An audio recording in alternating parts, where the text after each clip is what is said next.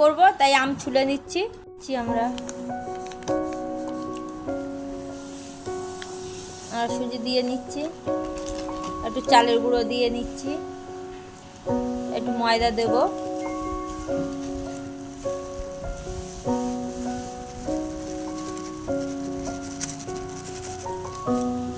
একটু চিনি দিয়ে দিই আর একটু লবণ দেব।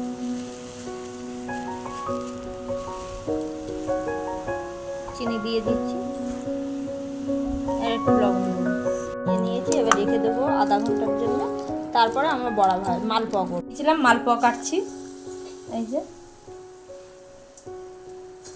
আমের মালপোয়া বড়া হয়ে গেছে, তুলে নিচ্ছি।